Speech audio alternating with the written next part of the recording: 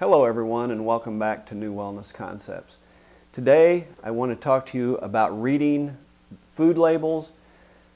I studied this quite a bit, trying to figure out a way to make it really simple for you. Unfortunately, the way the government does these labels, that's really not an option. So what I'd like you to do, go grab any product out of your cupboard, loaf of bread, can of soup, anything that's got a nutritional label on it or a food label on it. And stop the video for a second, go grab it and come back, and then we're going to just walk through it very quickly. Okay, so first thing you're going to notice, and I'm going to use my cheaters because I can't always see this small print. I've just grabbed a box of crackers here, and the first thing you'll see is serving size. The biggest thing with serving size is just pay attention to what is a serving size. It's sometimes almost comical what the manufacturer perceives is a serving size compared to what most Americans would think. A half a can of a small soup is a serving size. I don't know a lot of people that open a small can of soup and only eat half of it. Crackers, sometimes it's 5 or 6 crackers is a serving. There's not a lot of people that eat 5 or 6 crackers. So if you're eating more than the serving, you're going to have to use that information to increase the next number, which is important. So you're actually going to jump down a little bit and go to calories. If you're eating 2 servings, you have to double the calories. If you're eating 3 servings, you have to triple the calories and all the other numbers on the label. So the biggest thing about serving size is understanding how much you're consuming, how many servings you're consuming, because you're going to have to use that to double and triple all of the numbers on the list, okay? So that's the big one. Then calories again. Most people are supposed to eat about 2,000 calories a day. Just keep that in mind. So if you can find a lower calorie alternative, certainly that's a better option. But again, I'm not a big calorie counter. We've talked about this in the past and we'll talk about it more in the future. But again, the biggest thing is understanding the serving size so you understand that you're actually consuming 2 to 3 times that calorie number. The next thing you'll see is fats. It'll give you total fats. That's not very much information. You want to know what kinds of fats.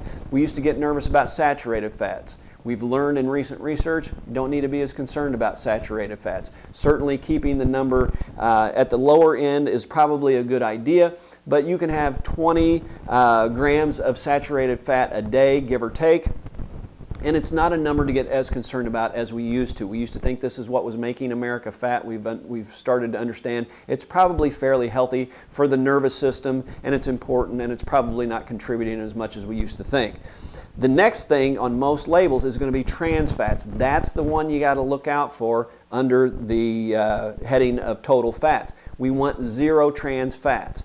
Trans fats are fats that have been manipulated by the manufacturer and they're not healthy for you. You're going to see under the ingredients hydrogenated and partially hydrogenated, this kind of wording.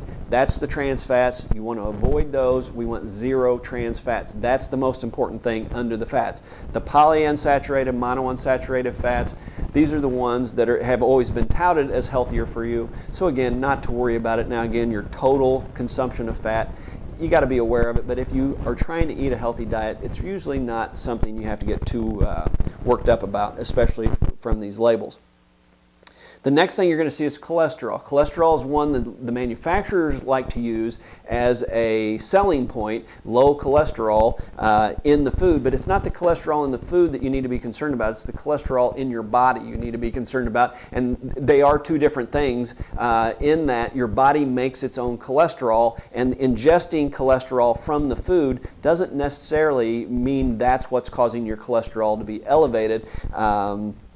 And your body actually can adjust that number just a little bit even based on what you are consuming cholesterol-wise. Your body needs a certain amount of cholesterol and it makes its own. So the cholesterol number is a great selling point, but not something that I would be tracking. You can get 300 milligrams of cholesterol, give or take, a day, and again, not something I would track or sweat much off of this label. The next one is one to be a little bit concerned about. It's sodium. Sodium, 2,300 to as low as 1,500 milligrams a day. If you're 50 years old or have high blood pressure, you want to keep it closer to that 1,500 milligram number to ensure your health, basically. Sodium, you'll be surprised in some products how much sodium is in a lot of different foods. So watch the sodium levels and try to keep it low and understand 1,500 if you're 50 or over or have high blood pressure, and no more than 2,300 a day. Soup, we mentioned earlier, it's a great example. Soups a lot of times have very high sodium levels, and if you eat the whole can, you got to double it. So a lot of times you're getting up to 1,000, 1,200 milligrams in one can of soup. If you're 50 years old or have high blood pressure, you're almost to your limit in one can of soup. So watch that number. Watch the sodium. Potassium, skip it. Not a number that you need to sweat or track. Total carbohydrates, again, people like to count carbs. It's a fad diet.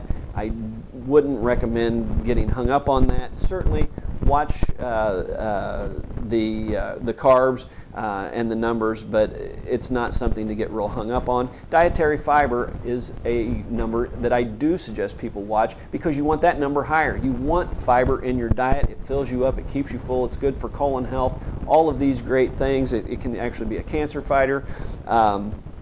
So we want that number up. So look for higher fiber products. The next one is the biggest, I think, on the label, and that's sugar. Sugar is the culprit. They are starting to understand that the added sugars are what is making America fat. It's in all processed foods. You'll be amazed that it's in things that you never realized needed that much sugar in them.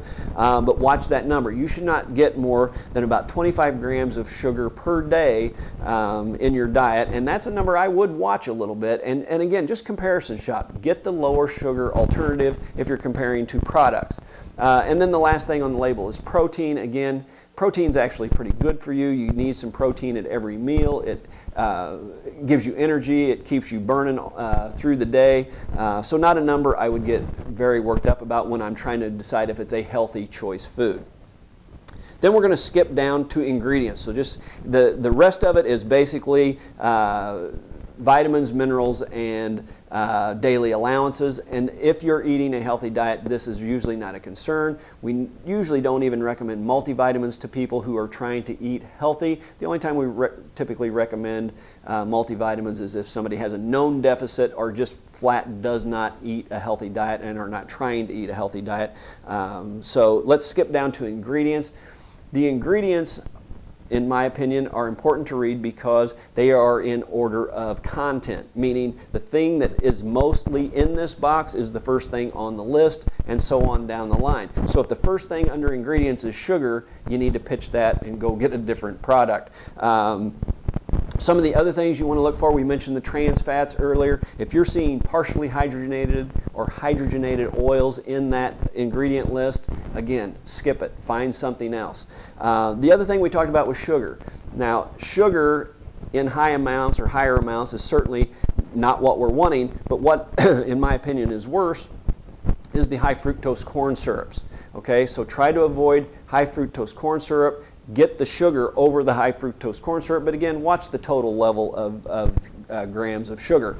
The other thing, if you're buying breads and crackers, things like that, look for whole grains. Even shells, like taco shells and pitas, these kinds of things, you want whole grains.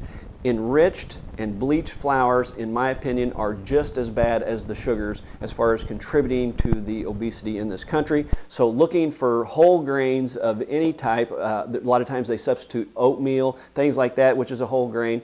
Looking for those whole grains and trying to limit the amount of enriched and bleached flours. Okay? I hope this is helpful. If you have specific questions, please email me. We can always revisit this. Again, I think the government is going to change the labels, so we'll probably revisit this fairly quickly anyway, and I didn't want to spend too much time on it. Don't get hung up on these numbers. Just understand them. Try to comparative shop for healthier choices. Again, the best choice is to stay on the perimeter of the supermarket where you're going to be more in the fruits and vegetables. They don't even have these labels, so you don't have to worry about it. When you get into the bread aisle, again, we've explained that. So try to make those healthier choices, and we'll see you the next time.